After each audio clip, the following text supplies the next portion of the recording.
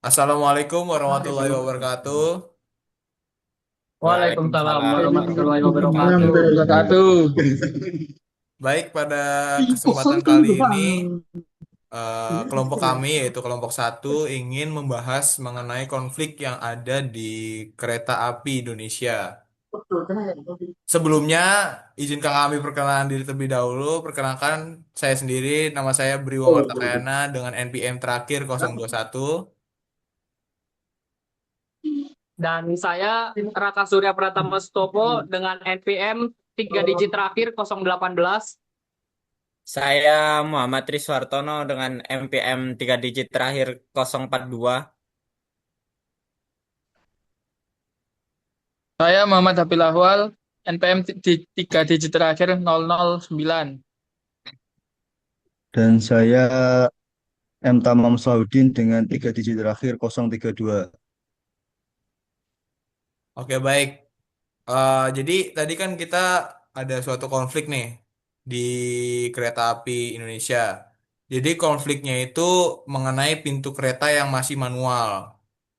Nah, jadi kayak di beberapa kereta di Indonesia pastinya itu kan masih ada yang pintunya itu manual lah gitu.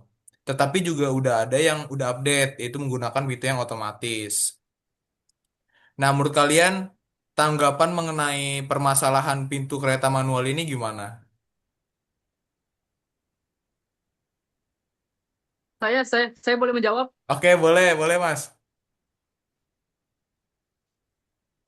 Menurut saya pintu kereta berbentuk manual itu masih sangat tidak tidak safety untuk keadaan di mana stasiun Indonesia tuh yang seperti yang kita tahu sangat padat gitu kan. Ya, Lalu di situ saya punya saran gitu kayak bagaimana kalau kita tambahkan sensor gitu biar jadi otomatis. oke. Nah, otomatis kalau ada sensor gitu kan semuanya jadi lebih teratur gitu, jadi lebih sistematis juga kan, lebih Ya, safety juga. Nah, sekian tanggapan Saya dari mau saya. menambahkan dong. oke, boleh, boleh. Kita kita juga bisa ya tadi benar menggunakan sensor, tapi kita juga bisa menggunakan yang kita belajarin kemarin di Oke. Sisdik tuh Ya, ada yang namanya ada yang namanya rangkaian sequential dan state state reduction. Jadi itu nanti nanti sistemnya tuh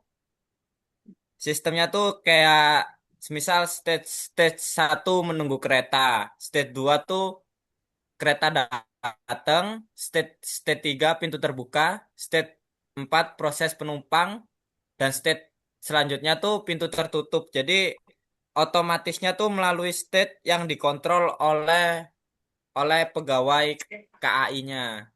Jadi nggak Jadi lebih lebih aman untuk dibu lebih aman untuk dilakukan. Lebih aman untuk kalau kita mau buka tutup pintunya. Kalau pakai sensor kan takutnya ada kesalahan program dan yang lain-lain. Gitu sih. oke. Yang lain ada berpendapat. Oke, jadi lebih tepatnya tuh kayak sistem yang tadi Tri sebutkan itu bisa dibilang lebih efisien lah. Yaitu dengan dilakukannya metode state reduction, yaitu dengan mengurangi jumlah state yang memiliki fungsi serupa dengan pengurangan tes tersebut. Jadi kayak rangkaian itu menjadi lebih sederhana, terus jumlah flip-flop yang digunakan juga lebih sedikit, terus kebutuhan logika digital dapat diminimalkan. Gitu sih. Terus juga biayanya juga lebih hemat biaya, terus juga mudah dirancang serta meningkatkan kecepatan kerja rangkaian. Gitu. Menurut Mas Tamam atau Mas Habil, adakah opini mengenai permasalahan pintu yang manual di kereta Indonesia? Izin ya, Oke, kalau menurut saya tuh apa kan ada di permasalahan tersebut kan masalah pintu kereta manual kan. Ya, Nah, di sana tuh selain manual membutuhkan banyaknya pegawai, oke. itu membutuhkan pengeluaran untuk bayaran kepada pegawai tersebut juga. Nah, Oh saya iya. juga pernah memegang microcontroller. Nah, di situ ya ada yang namanya rangkaian sekuensial dan state-state lainnya. Nah, di sana itu ada yang namanya sensor. Nah, di mana sensor itu ketika ada orang yang melewati sensor akan men-trigger sesuatu apa kayak contoh lah pintu. Nah, ketika sensor itu menangkap sebuah objek yang bergerak, maka sensor itu membaca lalu ke pintu itu otomatis terbuka. Oke. Jadi menurut Baik. saya lebih enak sistem otomatis. Oke. Jadi juga bisa dibilang kayak mengurangi inilah ya, apa? Kepadatan penumpang gitu di gerbong-gerbong Ya, kereta, ya, ya kan? ya. Oke. Mungkin dari Mas Tamam, adakah opini mengenai hal ini?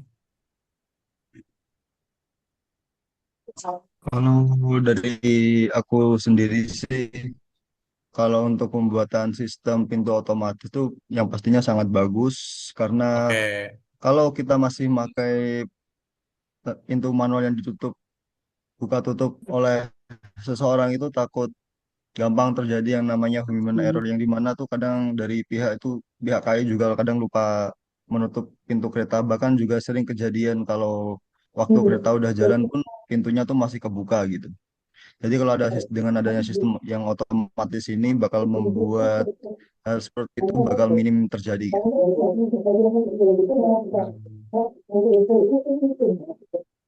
Hmm. Oke.